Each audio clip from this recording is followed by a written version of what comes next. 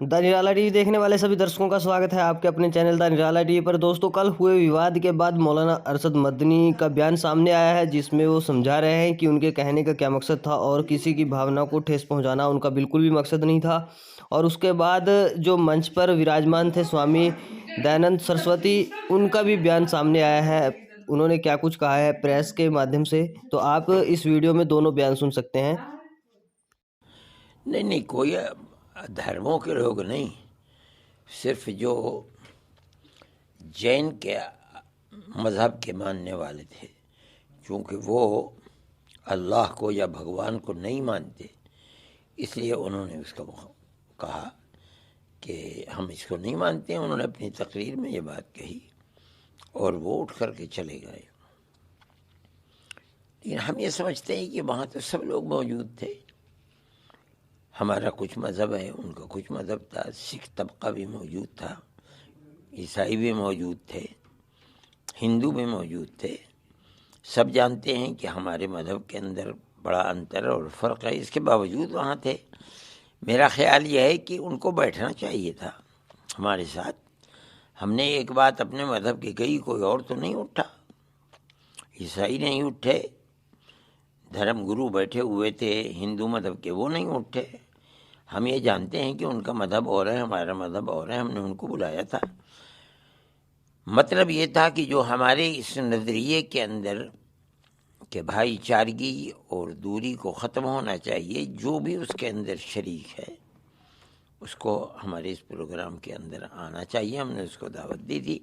उन्हें अगर हमारा मज़हब पसंद नहीं था तो भी उन्हें बैठ कर के सुनना चाहिए था। लेकिन अगर वो चले गए तो हमें इसका अफसोस हुआ कि हमारी ज़बान से कोई ऐसी बात निकली कि जो उनके लिए तकलीफ़ का बाइस हो। लेकिन हमारा मज़हब तो यही है कि हम तो अल्लाह को मानते हैं और हम इस बुनियाद पर कि ओम और अल्लाह एक ही हैं, जो बात हम तक पहुंची, जो हमने पढ़ी, जो हमने सुनी, इसलिए हमें इस बात की खुशी है कि ये लोग ओम कहते हैं, हम उसे अल्लाह कहते हैं। ये हम में और उनमें क़ुर्बत का और मज़बूत एक वास्ता है जो हमने पेश किया है और लोगों की समझ में ये बात आई है इंशाअल्लाह।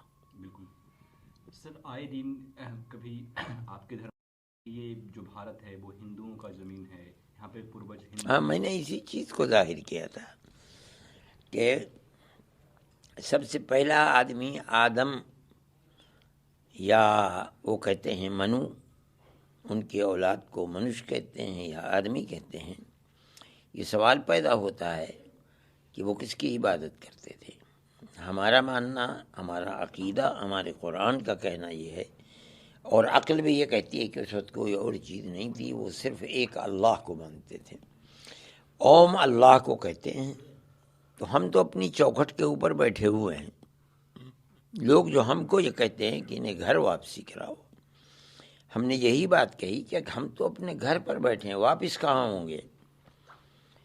या लोग ये कहते हैं, हमने कहा था कि अपने पूर्वजों की तरफ चले जाएं। हमारा पूर्वज तो सबसे पहला आदमी जो दुनिया में जन्नत से उतारा गया है वो हमारा पूर्वज है और वो हिंदुस्तान के ही के अंदर उतरा था। हमारा जो अकीदा है कि वो हिंदुस्तान की सरजमीन पर उतरे थे। तो हम तो अपने पूर्वज को मानने वाले हैं। हम तो, वो कहते हैं कि पूर्वज की तरफ लौट जाएं, तो हम तो अपने पूर्वज की तरफ लौटे हुए हैं। मैंने ये बात इसीलिए कही थी कि मुसलमान को इससे परेशान नहीं होना चाहिए। जो कहा जा रहा है हम उसी के ऊपर मुकम्मल, जो वो हमें मशवरा दे रहे हैं, हम उसके ऊपर मुकम्मल अपनी जगह के ऊपर खड़े हुए हैं।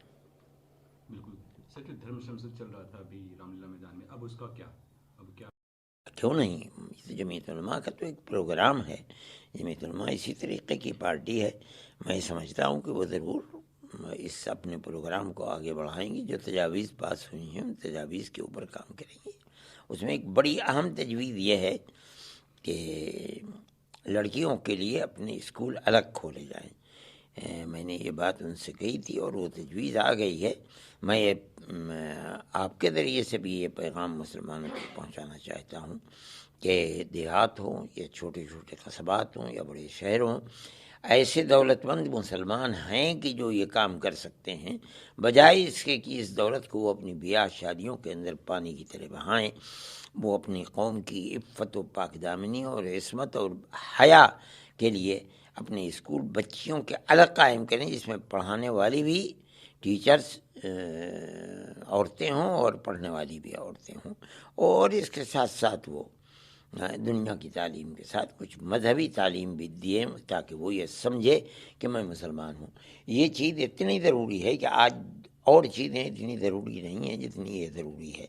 इसलिए मुसलमानों को ख़ास तरीके पर दौलतमंद तबके को और जो पढ़ा लिखा तबका है उसको ये काम करना चाहिए, और ये काम इस मुल्क का और अपने कौम का बेहतरीन और बड़ा कीमती काम होगा अगर वो करें। सीनियर मदनी साहब की, और क्या आपकी भी सहमति है उसमें? देखिए, उन्होंने आज पहली बार एक बात को किया, भाई नीचे कर लो थोड़ा यार। जो आपके लिए ओम है, हाँ। वो हमारे लिए अल्लाह है। हाँ। ये पहली बार मैंने सुना। हाँ। मुझे एक बात अच्छी लगी कि कम से कम ये तो आया, क्लैरिटी आई कि मुसलमानों के लिए एक अल्लाह को मानते हैं और हिंदू एक ओम से जिस सब की उत्पत्ति हुई है उसको मानते हैं। वहाँ आदम की बात उन्होंने उठाई, वहाँ मनु की बात की। हाँ। और हमारे यहाँ ये बात सच भी है कि मनु की संतानें हम कहते भी हैं। आज तक तो मनु का विरोध होता रहा। चुप चुप। आज तक तो मनु का विरोध होता रहा, लेकिन ये पहली बार है कि मनु की स्वीकृति आई है।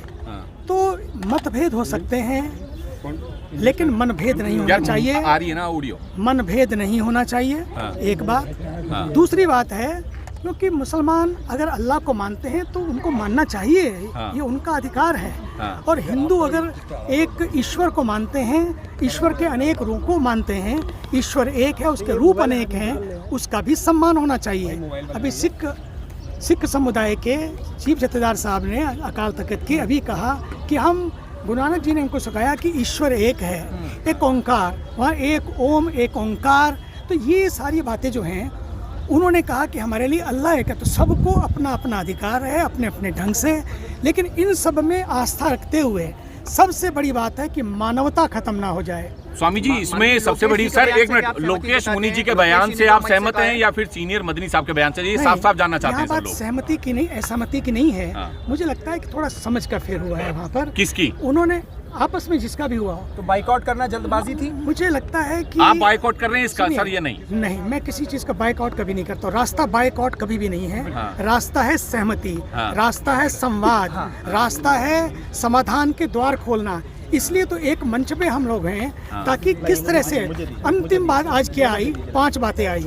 आप उन 5 बातों को हाईलाइट करिए कि ये हमारा वतन है, हम सब मिलकर इसके लिए काम करेंगे और हम सब इसको साथ साथ कंधे से कंधे मिलाकर काम करेंगे।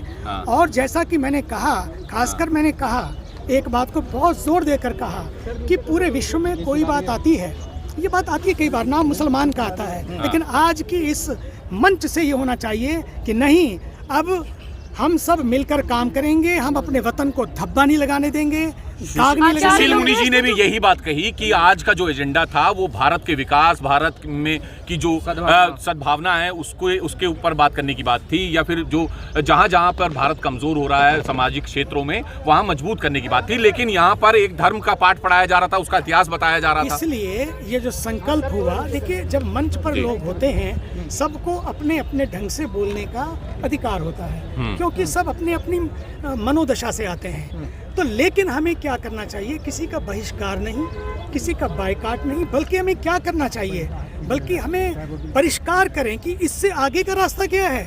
इससे आगे का रास्ता ये है कि हम सब मिलकर अपने वतन को चमन बनाए रखने के लिए मिलकर काम करें, पर्यावरण के लिए काम करें, पानी के लिए काम करें, पेड़ों को लगाएं, पहाड़। मिशन लाइफ जो है वो यही है, क्लाइमेट चेंज और ग्लोबल वार्मिंग। वो केवल ग्लोबल वार्मिंग केवल बाहर नहीं है, अपना भी जो तापमान बढ़ता है उस तापमान को भी हमें कंट्रोल करना मानते हैं कि छोड़ के नहीं जाना मदनी चाहिए था साहब ने मंच? कहा, मदनी साहब ने कहा कि पहले हिंदू नहीं थे, मनु के रास्ते से भटक गए हैं। लोकेश मुनि जी ने इस बयान पर एतराज जताया, इस पर आपकी क्या राय है? मुझे लगता है कि उनके कहने में ये शायद नहीं था कि पहले हिंदू नहीं थे, या पहले, मुझे लगता है कि कहीं पर थोड़ा सा अंडरस्टैंडिंग, बैठने की बात करने की ज़रूरत है कि क्योंकि वो जब इस्लाम को पढ़ते हैं, पढ़ाते हैं, उसके आलिम हैं, उसके दानिश हैं, तो वो उस दृष्टि से समझते हैं। हो सकता है किसी को उन्होंने कुछ बात पूछी होगी तो उनके समाज में जो बताया गया होगा उन्होंने उस तरह से रखा। लेकिन सच यही है कि जो सबको पता है, उन्होंने ये आज कहा भी कि 1400 साल से ये हम लोग साथ साथ हैं। इसका मतलब है दुनिया 1400 साल से पहले भी थी। इसका अर्थ सीधा सीधा है। तो उन्होंने कोई इस तरह से ये नहीं कहा कि दुनिया पहले नहीं थी, दुनिया बाद में नहीं रहेगी। दुनिया पहले भी थी, दुनिया बाद में भी रहेगी। लेकिन 1400 साल से जो हम साथ साथ रहते आ रहे हैं, अब कुछ ऐसा माहौल बने कि हम आगे भी इसी तरह से रहते आएँ। मनु की बात जो उन्होंने की कि हमने मनु के चरणों में अपना माथा रखा है, इसका मतलब है कि मनु ने जो उस समय कहा था कि मानव बनो, इंसानियत कायम रखो, हम उस पर आज भी अटल हैं। ये एक बहुत बड़ी बात है आज कि मनु ने जो बात कही उसमें हम मानव बने रहें और इंसानियत बनाए रखें, और हम मनु के द्वार से भटकेंगे नहीं। स्वामी जी, ये छोटा बयान नहीं है। आपकी बात से कहीं ये निकलता है कि इस्लाम सबसे बड़ा और इस्लाम सबसे ऊपर, कहीं ये निकलता है मुझे या नहीं? लगता है कि देखिए, वो चूंकि इस्लाम को मानने वाले हैं, वो इस्लाम की बात इसी तरह से ही रखेंगे, क्योंकि उनको लगता है कि इस्लाम नहीं, क्या उन्होंने बढ़ाया इस्लाम को मुझे सबसे नहीं ऊपर किया लगता, या नहीं? मुझे नहीं लगता है कि उनके दिल में ये होगा कि इस्लाम बढ़े या इस्लाम को बढ़ाया जाए। देखिए, हिंदू भी रहें, मुसलमान भी रहें, सिख भी रहें, ईसाई भी रहें और सब रहें, उसके साथ साथ इंसानियत रहे, ये उससे भी ज़्यादा ज़रूरी है। स्वामी और जी, स्वामी जी, आपको नहीं लगता कि जैसे मदनी साहब ने मनु और ओम की बात की, तो लोकेश मुनि इस वजह से भी नाराज हुए होंगे कि बाकी धर्मों का कोई उन्होंने एग्जाम्पल नहीं दिया? नहीं, मुझे मालूम नहीं वो क्यों नाराज हुए। मैं जब बैठूंगा उनके साथ बात करूंगा। लेकिन बात यह है कि ये पहली बार ये आई कि ओम की बात भी आई और अल्लाह की बात भी आई। ये पहली बार हुआ है। पहले केवल अल्लाह की बात होती थी। अब ये बात तो कम से कम आई कि ओम है। पहला शब्द ओम था, पहली जो वजूद था वो ओम का था, उसको नकारा नहीं गया। मुनि जी ने स्वागत क्यों नहीं किया इस बात का? चले क्यों गए? हो सकता है वो कुछ अपनी बात कहना चाहते हो या कुछ समय कम था, नहीं कह पाए। मंदिर जी ने जो मुझे नहीं माना कहा कि ओम ही अल्लाह है, जी, इससे मैं ये कहता हूँ, अगर कोई ये स्वीकार करे ओम ही अल्लाह है, वो ओम में भी अल्लाह को देखें, मुझे लगता है इससे बड़ा स्टेटमेंट कोई और नहीं हो सकता। ये कैसे हो सकता है? मैं बता रहा हूँ, मैं आ रहा हूँ। सुनिए, ओम अल्लाह, वो ये नहीं कह रहे कि ओम ही अल्लाह है, वो ये नहीं कह रहे कि ओम ही अल्लाह है, बोले कि ओम को मानने वाले जिसको मानते हैं, और हम अल्लाह को मानने वाले मानते हैं। लेकिन उनके मन में मुझे नहीं लगता है कि ये बात होगी कि ओम छोटा है या अल्लाह बड़ा है, और ऐसा होना भी नहीं चाहिए, होना भी नहीं चाहिए। वो तो बराबर बता रहे हैं, वो तो दोनों को बराबर बता रहे हैं। एग्जिस्ट करता है क्या? आप बैनर पे देख रहे हैं उस्मानाबाद का जिक्र किया गया, उस्मानाबाद कहीं एग्जिस्ट करता है? रामलीला मैदान है ये या उस्मानाबाद है? आप क्लियर करें। मैंने उस बैनर को भी नहीं देखा। मुझे लगता है कि मैं तो ये भी देख रहा था कि आज जो एक झंडा लगा है, बीच बीच में तिरंगे थे, और मैंने तो धीरे से उनके कान में कहा अगली बार तिरंगा भी हो और ये झंडा भी हो, क्या दिक्कत है, लेकिन तिरंगा होना चाहिए। और उस तिरंगे में आज मैंने देखा बीच बीच में तिरंगे लहराए जा रहे थे, हर बस में भी तिरंगे थे। मैं आज के जितनी बसें मुझे मिली सब बसों पर तिरंगे लगे थे। जब मैं यहाँ आया तो देखा तिरंगे बीच बीच में थे, पर मुझे लगा, मैंने धीरे से कहा, मैंने कहा तिरंगे बीच बीच में नहीं, लेकिन तिरंगा सामने भी लगा रहे, और मुझे लगता है कि अगली बार तिरंगा सामने भी होगा। बस ये मुख्य बात है कि हमें छोटी छोटी बातों पे ना जाकर ये देखना है, इस्लाम के मानने वाले लोग अगर इस्लाम की बात को मनभेद ना हो, वो अगर उसको देते हैं, लेकिन हम इतनी बात करें कि कोई मतभेद क्रिएट ना करें। आज के उससे मंच से एक संदेश जाए कि हम पूरे भारत के लिए दिल लगाकर काम करेंगे, कोई दाग नहीं लगने देंगे, ये और पर्यावरण के लिए काम करेंगे। ये आज का संदेश है। सर, एक मिनट